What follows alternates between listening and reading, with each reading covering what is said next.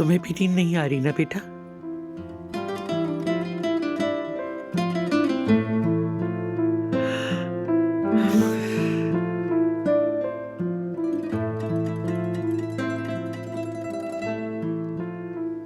मैं तो अपनी दवा लेने के लिए उठी थी।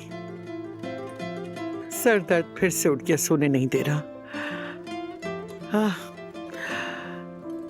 ये मैं नहीं कह सकती कि सर का दर्द जगा रहा है, दिल का मुझे नहीं मालूम।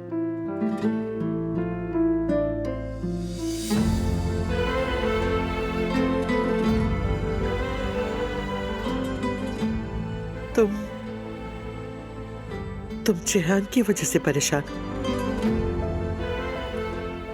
हाँ सही भी है। मेरे सीने पर, दिल पर जैसे कोई भारी बोझ आ गया है जो उठाया नहीं जा रहा। हम उसकी रौनक के आदी हो गए हैं। अब सब अपने कामों में यहाँ वहां चले जाएंगे तो हम कैसे संभालेंगे?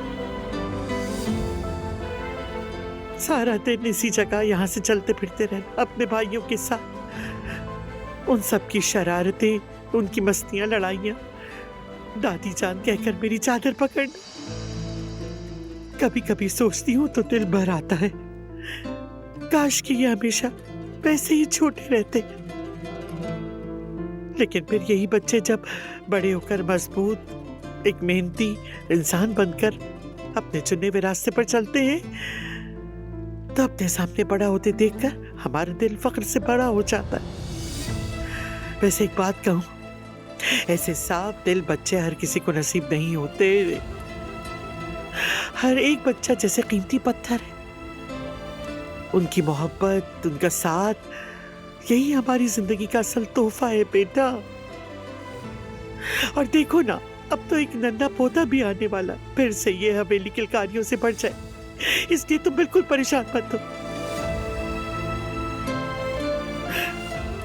सुन रहे हो ना बेटा, हमारी औलाद चाहे जितनी दूर हो, चाहे 7 समंदर पार चली जाए, उनकी आंखों की चमक हमारे साथ रहेगी।